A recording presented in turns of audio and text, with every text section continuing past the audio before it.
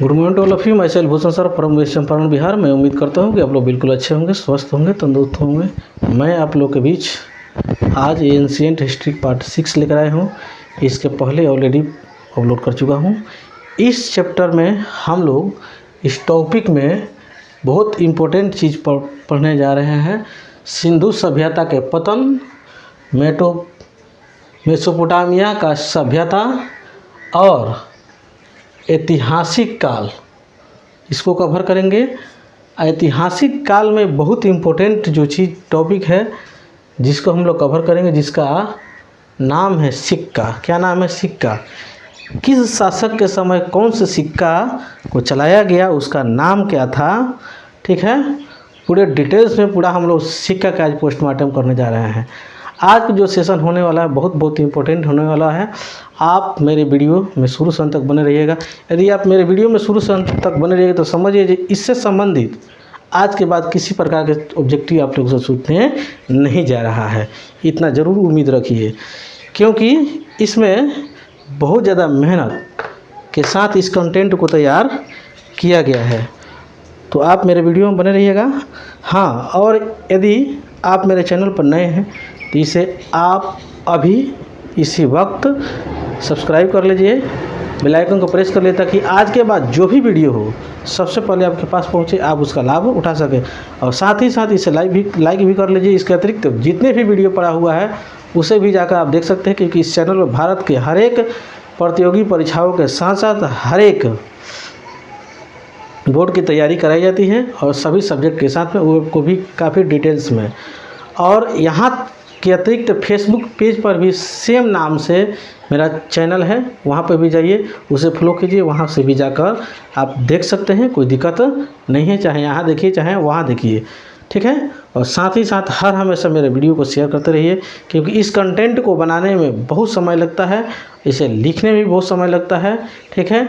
मेरा पूरा टीम इस पर काम करती है, तो उसके लिए तो आप लाइक, सब्सक्राइब और लोगों के बीच में शेयर ज़रूर कर सकते हैं, कि उसके लिए छोटा सा आपके उंगली के इशारा का बात है।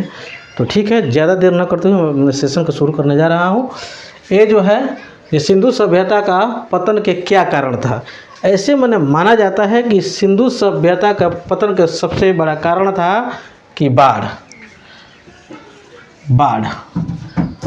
अकस्मात आया, और वहाँ के सिंधु सभ्यता का जो भी चीज़ था वो क्या हो गया, ध्वस्त हो गया, ठीक है। इस चीज़ को माना जाता है। वर्तमान में हुए उत्खनन से आईआईटी खड़गपुर को सिंधु घाटी सभ्यता से संबंधित कुछ प्रमाण मिला है, जिस आधार पर कहा जा रहा है कि इसके पतन का महत्वपूर्ण कारण क्या है? जलवायु परिवर्तन। क्या है? जलवायु परिवर्तन। माने जलवायु परिवर्तन अकस्मात हुआ, लोग वहाँ के जीव जंतु वहाँ के सर्वाइव कर नहीं सका, और वहीं पे उसी वक्त क्या हो गया, सिंधु सभ्यता का पतन हो गया, ठीक। उसके बाद से हम लोग का आता है मेसोपोटामिया सभ्यता। मेसोपोटामिया का सभ्यता जो कि है 10,000 ईसा पूर्व का ये सभ्यता है। इसका विकास इराक में टिग्रिस तथा यूफ्रेट्स नदियों के बीच में हुआ था, ठीक है। यहाँ की मिट्टी अत्यधिक उपजाऊ थी, ठीक है। जाहिर से बात है, दो नदी के बीच में, क्योंकि नदी के किनारे का जो मिट्टी होता है वो क्या होता है, काफ़ी उपजाऊ होता है। तो ये दो नदियों के बीच में ये बसा हुआ था, तो जाहिर से बात है ये उपजाऊ तो होना ही होना है, ठीक है। इसके अर्थव्यवस्था मुख्य आधार इस क्या था? कृषि था। मेसोपोटामिया के अर्थव्यवस्था का अगर कोई आधार था तो क्या था? कृषि। वहाँ के लोग क्या करते थे? कृषि कर करके अपना जीवन यापन करते थे। इस समय मंदिरों को जिगुर्द कहा जाता था। मेसोपोटामिया के सभ्यता के समय यानी 10,000 ईसा पूर्व मंदिरों को क्या कहा जाता था? जिगुर्द कहा जाता था। अगला हम लोग को आता है ऐतिहासिक काल, क्योंकि काल को हम लोग ये इतिहास को 3 भागों में बांटे थे। इस तीसरा ये भाग है, कौन भाग है? तीसरा, ऐतिहासिक काल। इसके समय निम्नलिखित स्रोत उपलब्ध है। कौन सा है? इसे पढ़ा भी जा सका। जब अभी हम लोग पढ़े हैं, जो इतिहास को 2 भाग में बांटा गया, पहला जो भाग हम लोग पढ़े हैं उसमें तो कोई लिखा ही नहीं, उसमें कहीं लिखा हुआ चीज़ मिला ही नहीं, यानी कोई लिखा ही नहीं था। दूसरा का भाग जब हम लोग पढ़े तो उसमें लोग लिखा, लेकिन अभी तक किसी ने, कोई इतिहासकार उसको पढ़ नहीं सका।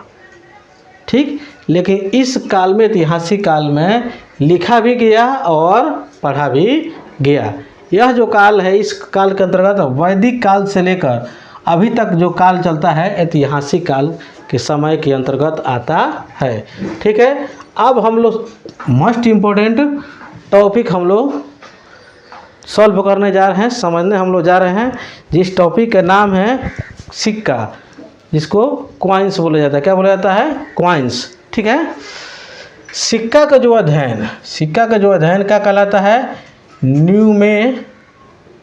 न्यूमेस्टिक्स। क्या कहा जाता था? न्यूमेस्टिक्स। ठीक है, कहलाता है। ठीक है, टेराकोटा का सिक्का मिट्टी का बना था। क्या चीज़ का बना था? एक मिट्टी का सिक्का बना था, उसका क्या नाम था?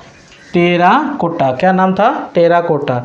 यह सिंधु सभ्यता में बना था। किस सभ्यता में बना था? सिंधु सभ्यता में बना था। ठीक है, मौर्य काल के समय एक सिक्का का प्रयोग होता था, जिस सिक्का का नाम है आहत या पंचमार्क। क्या नाम था? आहत कहे या पंचमार्क। यह मौर्य काल के सभ्यता के समय की ये बात है। ठीक है, आहत सिक्कों पर लिखावट नहीं थी। क्या थी? लिखावट नहीं थी, केवल चित्र बना था। क्या बना था? केवल चित्र बना हुआ था। यह पहला धातु का सिक्का था। ठीक है, कौन? आहत सिक्का। अगला सिक्का था, जिस सिक्के का नाम है पर्ण सिक्का। क्या नाम है? पर्ण सिक्का, जो कि क्या था? चांदी का था। क्या था? चांदी के सिक्का था। ठीक है, जो मौर्य काल में प्रचलित था। ठीक है, अगला जो सिक्का जो आता है, सीसा का सिक्का आता है। ये सातवाहन काल के समय में क्या हुआ था? ये प्रचलित था। तो ये बल आप लोग को एक एक लाइन पर याद ध्यान देना है कि किस काल में, किसके समय में कौन सा सिक्का चला, उसका नाम क्या था। बार बार ऑब्जेक्टिव में ये पूछ लिया जाता है। ठीक है, पहली बार सोना का सिक्का यूनानी शासकों द्वारा प्रचलित किया गया। सोना का सिक्का अगर पहली बार प्रचलित हुआ तो किस शासक के द्वारा? यूनानी शासक के द्वारा। शुद्ध सोने का सिक्का कुषाण शासक द्वारा प्रचलित किया गया। एक शासक था, जो कुषाण शासक था, जिसके समय ये शुद्ध सोने का सिक्का का प्रचलन किया गया। सर्वाधिक तथा सबसे अधिक अशुद्ध सोना अगर किसी काल में, किसी के समय चला तो वो गुप्त काल के समय चला। किसके समय चला? गुप्त काल के समय चला। इस समय शासक कौन था? स्कंदर गुप्त। कौन था? स्कंदर गुप्त था। चांदी के सिक्का गुप्त काल में चंद्रगुप्त प्रथम, चंद्रगुप्त द्वितीय। कौन था? चंद्रगुप्त द्वितीय विक्रमादित्य के समय प्रचलित हुआ था। क्या हुआ था? चांदी के सिक्का किसके समय प्रचलित हुआ? चंद्रगुप्त विक्रमादित्य के समय प्रचलित हुआ। ठीक है, एक और सिक्का चलाया गया, जिसका सिक्का का नाम है राजा रानी। क्या नाम था? राजा रानी। राजा रानी सिक्का गुप्त काल में चंद्रगुप्त प्रथम के समय चला। किसके समय? राजा रानी नामक सिक्का किसके समय चलाया गया? चंद्रगुप्त प्रथम के समय चलाया गया। मयूर शैली का सिक्का गुप्त काल में समुद्र गुप्त के समय प्रयोग में लाया गया था। इस सिक्के का प्रचलन गुप्त काल में हुआ था। किसके काल में हुआ था? गुप्त काल में हुआ था। ठीक, उसके बाद से कौड़ी आया। क्या आया? कौड़ी का प्रयोग गुप्त काल में हुआ था। गुप्त काल में देख लीजिए, गुप्त काल में कितने कितने सिक्का का प्रचलन हुआ, सब आप लोग को याद रखना है। जब गुप्त काल में बहुत से सारे सिक्कों का नाना प्रकार के नाम से चलाया गया। ठीक है, चमड़े का सिक्का। ठीक है, जो शासक था उसके समय कौन प्रचलित किया था? शिहाबुद्दीन। याद कीजिए, जब हम आप लोग को मॉडर्न हिस्ट्री जब पढ़ा रहे थे तभी हम बताए थे, जब हुमायूं को शेर शाह सूरी जब खेदा तो जब भारत छोड़ के जब हुमायूं गया, जब एक नदी में कूद गया जिस नदी का नाम था करमनाशा। क्या नाम था? करमनाशा। उसी नदी में हुमायूं कूदा जिसमें एक मछली मार रहे थे मुसलमान, जिसका नाम था शिहाबुद्दीन। क्या नाम था? शिहाबुद्दीन। वही इसको हुमायूं को बचाया, ठीक है, जिससे हुमायूं ने खुश होकर, ठीक है, इसको एक दिन के लिए शासक बनाया। उसी एक दिन के दौरान ये शिहाबुद्दीन नामक एक मछुआरा जो था वहाँ पर एक सिक्का चलाया जो चमड़े का सिक्का था, ठीक है। चांदी के रुपया का प्रारंभ किसके द्वारा शुरू किया गया? शेर शाह सूरी के द्वारा शुरू किया गया। तांबे का दाम किसके द्वारा? शेर शाह सूरी के द्वारा प्रारंभ किया गया। सोने के असरफी किसके द्वारा? शेर शाह सूरी के द्वारा। देख लीजिएगा, चांदी के सिक्का का प्रारंभ, तांबे के दाम का सिक्का का प्रारंभ और असरफी, सोने के असरफी के सिक्का का प्रारंभ इस किसके द्वारा प्रचलन किया गया? ये सब के सब का योगदान है तो शेर शाह सूरी के योगदान है। अगला हम लोग टॉपिक आता है वेद। क्या आता है? वेद। ठीक, वेद का शाब्दिक अर्थ होता है ज्ञान। क्या होता है? अगर वेद कहे तो क्या उसका अर्थ होता है? ज्ञान। ये जो ग्रंथ है, यह ग्रंथ है, ये सबसे महत्वपूर्ण ग्रंथ किसका है? ये ब्राह्मणों सबका है। किसका है?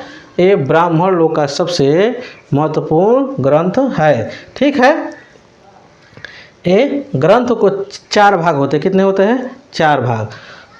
एक होता है ऋग्वेद। कौन होता है? ऋग्वेद, जिसको जो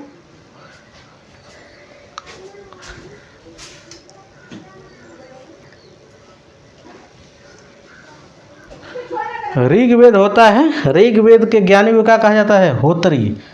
जो ऋग्वेद का ज्ञान रखता है उसको क्या कहा जाता है? होत्री। यजुर्वेद के ज्ञानी को क्या कहा जाता है? अधर्व्यु। क्या कहा जाता है? अधर्व्यु। सामवेद के ज्ञानी को क्या कहा जाता है? उद्गात। क्या कहा जाता है? उद्गात। अथर्ववेद के ज्ञानी को क्या कहा जाता है? ब्रह्मा। क्या कहा जाता है? ब्रह्मा। अब आता है उपवेद। 4 ठो उपवेद है, उसका नाम हम लोग पढ़ेंगे और साथ ही साथ उसके ज्ञानी के नाम भी हम लोग जानेंगे। आयुर्वेद के ज्ञानी को क्या कहा जाता है? प्रजापति। क्या कहा जाता है? प्रजापति। धनुर्वेद के ये सब ये उपवेद है। क्या है? उपवेद विचार है। पहला उपवेद, दूसरा उपवेद। धनुर्वेद के ज्ञानी को क्या कहा जाता है? विश्वामित्र। तीसरा उपवेद है जिसका नाम है गंधर्ववेद। क्या नाम है? गंधर्ववेद। इसके ज्ञानी को क्या कहा जाता है? नारद। क्या कहा जाता है? नारद। शिल्पवेद। शिल्पवेद जो है ये उपवेद है, ये भी उपवेद है। इसके ज्ञानी को क्या कहा जाता है? विश्वकर्मा कहा जाता है। क्या कहा जाता है? विश्वकर्मा कहा जाता है। तो आज के वीडियो में इतना ही है। ये शुरू से अंत तक बने रहने के लिए मेरे वीडियो में बहुत बहुत धन्यवाद। यदि मेरा वीडियो और कंटेंट अगर अच्छा लगा हो तो आप इसे लाइक कर सकते हैं, और अभी तक मेरे चैनल को सब्सक्राइब नहीं किए हैं तो आप इसे सब्सक्राइब कर सकते हैं। ठीक है, ताकि आने वाला जो भी वीडियो हो सबसे पहले आपके पास पहुंचे, आप उसका लाभ उठा सके। आप इसका नोट्स बनाते जाइएगा, क्योंकि कहा जाता है बूंदे बूंदे तालाब भरता है। आने वाले समय में जिस तरह हमने मॉडर्न हिस्ट्री और मेडिएवल हिस्ट्री लगभग में हमने ख़त्म कर दिया है, 50 पार्ट हमने डाला है। ठीक है, अब समझिए 50 पार्ट में कितना बड़ा लंबा चौड़ा ये कंटेंट है। ठीक है, जो कि जो भारत के हर एक एग्ज़ाम के लिए मोस्ट इम्पोर्टेंट है। हर एक एग्ज़ाम में उससे क्वेश्चन एराइज होता है, उससे क्वेश्चन बनता है। आप उसे जाके देखिए और उसका लाभ उठाइए। इसके अगले पार्ट में बहुत जल्द आप लोग के बीच लेकर आ रहा हूँ। तब तक के लिए जय हिंद, जय भारत।